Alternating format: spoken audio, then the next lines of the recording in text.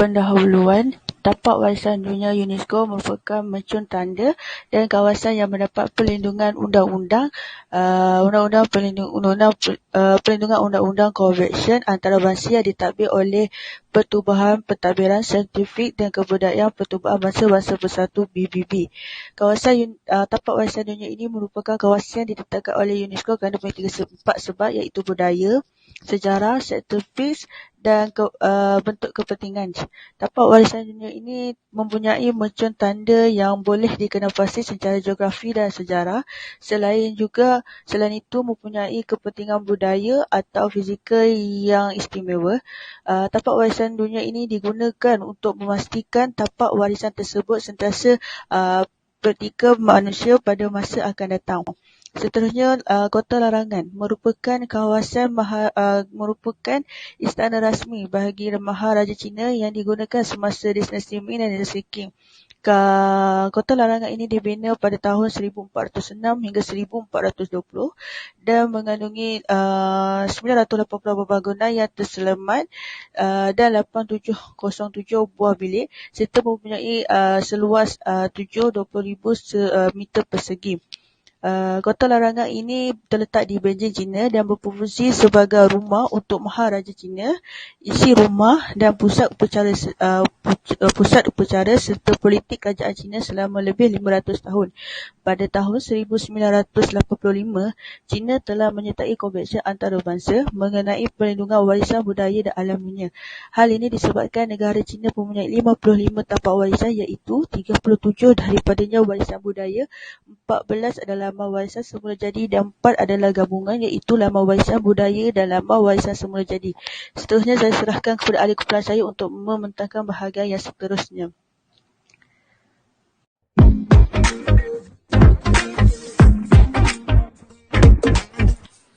Asal-usul Kota Larangan. Kota Larangan merupakan istana rasmi bagi Maharaja Cina yang mula digunakan semasa dinasti Ming dan akhir dinasti Qing. Sekarang, Kota Larangan dikenali sebagai Istana Maharaja dinasti Ming dan Qing di Beijing dan Shenyang.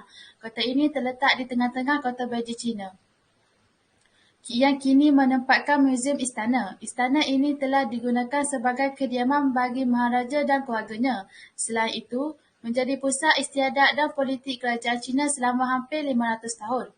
Kota Larangan adalah pusat politik dan ritual Cina selama lebih 500 tahun selepas Siap pada tahun 1420. Kota Larangan adalah rumah kepada 24 maharaja, keluarga dan hamba mereka semasa dinasti Ming pada akhir 1363 sehingga 1644 dan Qing pada 1944 sehingga 1911.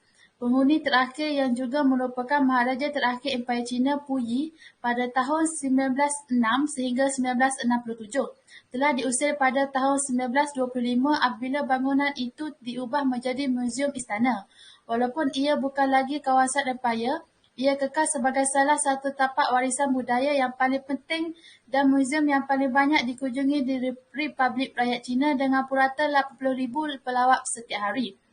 Pada setengah milenium selepas penubuhannya, kota ini menyaksikan pertabalan Maharaja seramai 14 orang Maharaja Ming dan 10 orang Maharaja Qing. Kota Larangan ini dibina sebagai replika ungu di kayangan, lantaran Maharaja Cina dianggap sebagai anak Tuhan sejak 1924. Kota Larangan ini telah diletakkan di bawah pentadbiran Muzium Istana yang telah mengumpul banyak artifak dan kerja seni yang telah dikumpulkan semasa dinasti Ming dan Qing. Sebahagian daripada bekas koleksi muzium ini ditempatkan di Muzium Istana Kebangsaan di Taipei, Taiwan. Selama kedua-dua muzium berasal dari institusi yang sama, tetapi telah berpecah semasa Perang Persaudaraan Cina. Seni bina Kota Larangan. Kota Larangan Beijing terletak di dalam kawasan seluas lebih 720,000 meter persegi dan dikelilingi oleh tembok yang tingginya 10 meter dan parit perlindungan selebar lebih 50 meter.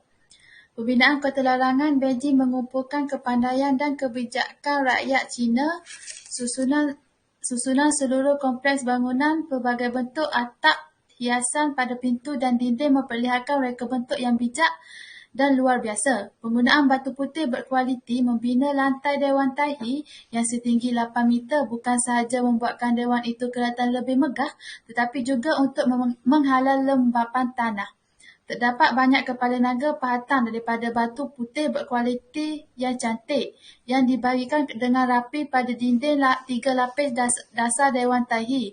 Kepala naga tersebut bukanlah hiasan semata-mata, tetapi juga untuk memudahkan penyaluran air. Apabila hujan lebat, lebih 1,000 buah kepala naga tersebut akan menyalurkan air keluar sekaligus mewujudkan pemandangan yang sangat mengagumkan. Dalam Kota Larangan ini terdapat 4 baris bangunan yang jika dipandang dari luar memang benar-benar seperti rumah, tetapi di dalamnya penuh dengan ketulan batu sahaja. Bangunan ini adalah kemudahan yang direka oleh arkitek pada masa itu untuk menghalang kebakaran. Assalamualaikum warahmatullahi wabarakatuh. Saya Nurul Syamila Najwa akan menyambung pembentangan pada bahagian ini iaitu Kota Larangan pada zaman moden. Pembinaan Kota Larangan Beijing telah memusatkan kepakaran dan kecerdikan rakyat Cina. Susunan seluruh kompleks bangunan, pelbagai bentuk bumbung, hiasan pada pintu dan dinding telah memperlihatkan reka bentuk yang unik dan menakjubkan.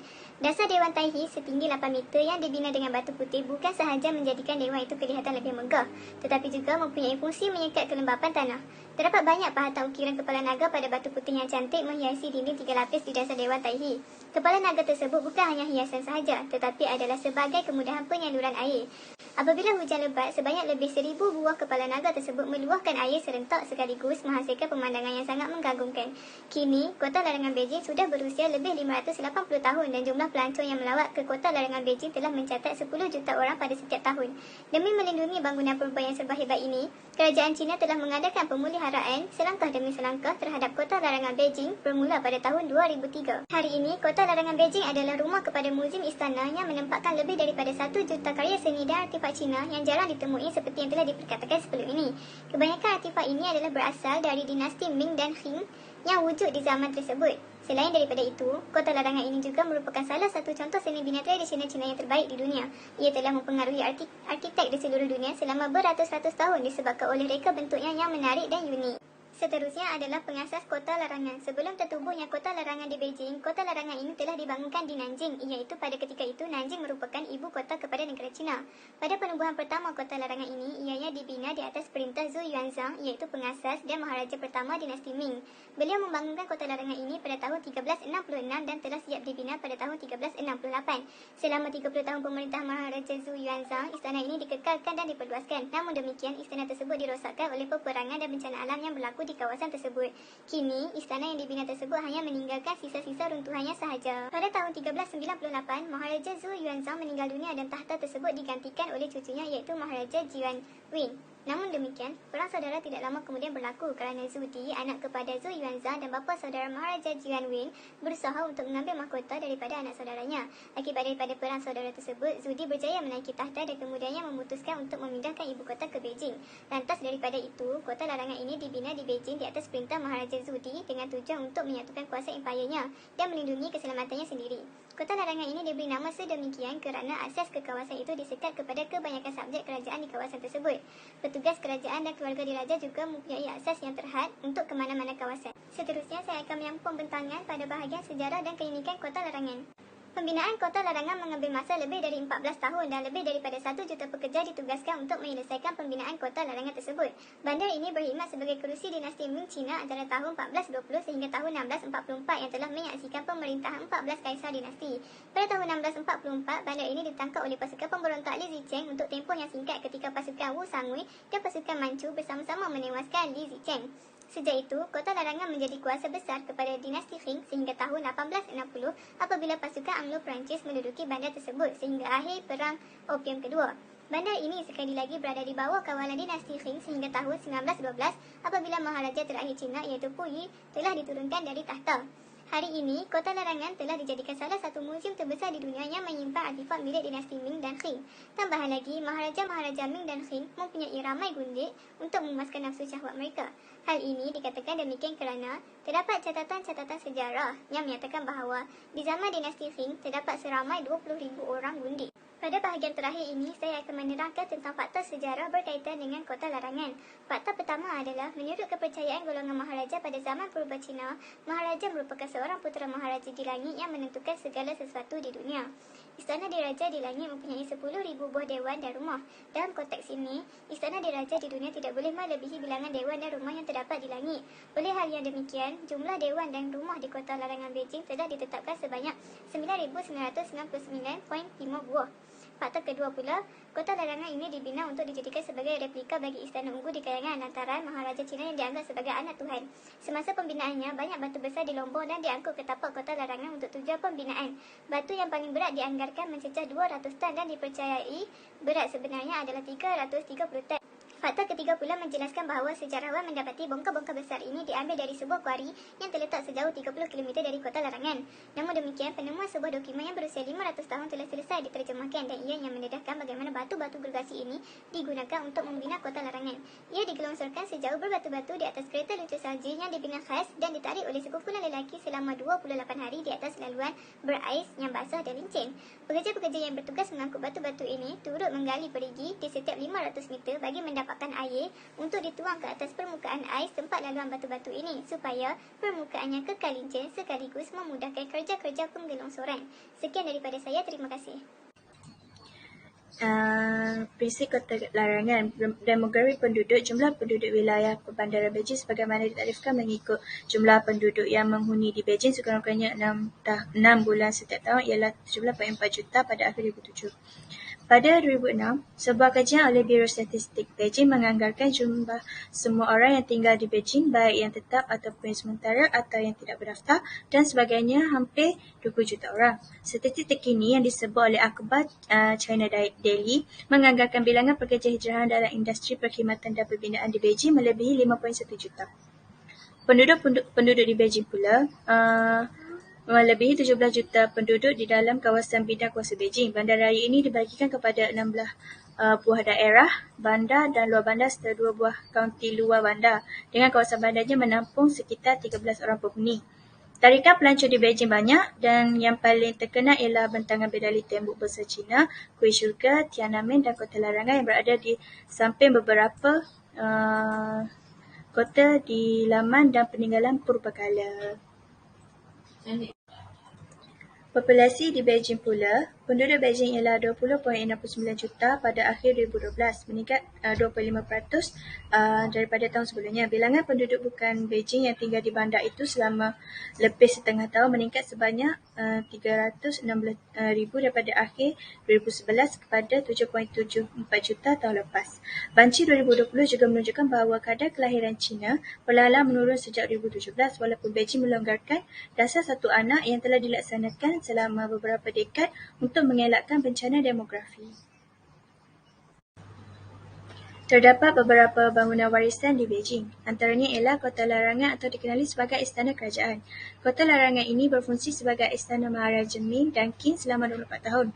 Bangunan ini tidak boleh dimasuki oleh sesiapa sahaja selain kerabat diraja dan pelawat jemputan. Oleh itu, ia dikenali sebagai Kota Larangan. Seterusnya, Istana Musim Panas. Istana ini adalah salah satu bangunan purba Cina yang paling banyak dikunjungi oleh pelancong. Dengan keluasan melebihi 700 hektar, Istana Musim Panas ini sangat menarik dan mempunyai taman yang indah.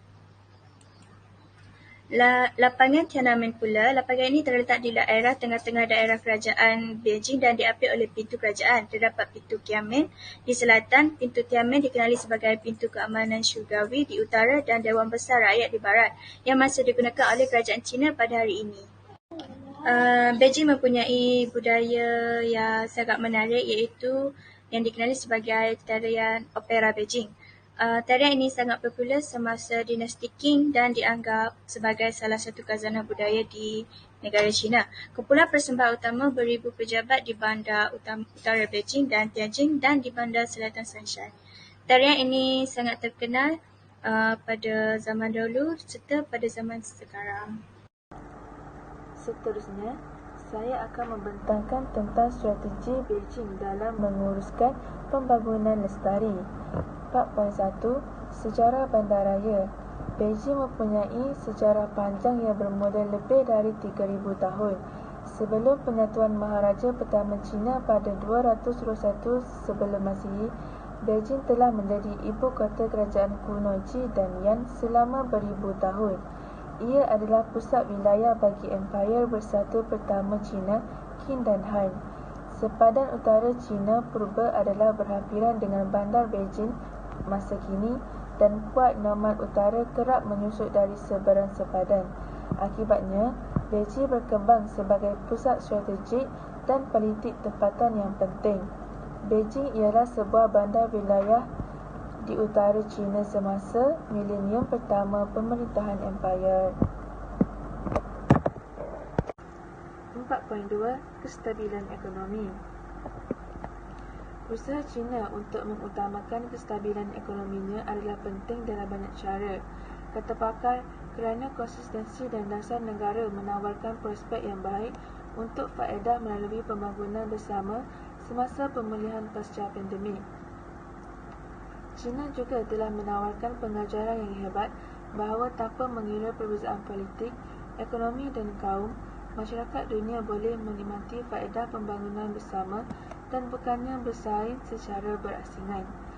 Komitmen China terhadap pembangunan global yang aman dan mempromosikan nilai bersama semua manusia yang kedua-duanya menjadi teras dalam projek pembangunan global seperti inisiatif Belt and Road, projek infrastruktur mega. 4.3. Hubungan. Penyelidikan yang menerka persepsi pelancong terhadap tapak warisan menunjukkan bahawa tapak mungkin mempunyai makna yang berbeza untuk pelancong bergantung pada latar belakang budaya mereka. Seterusnya, mengenal pasti perbezaan dan persamaan budaya antara pelancong Cina dan antarabangsa berhubung dengan motif tafsiran, pilihan dan persepsi mereka. Responden Cina lebih berkemungkinan daripada responden antarabangsa menyatakan bahawa tapak warisan harus menjadi bahagian penting dalam warisan negara dan menyampaikan kuasa negara.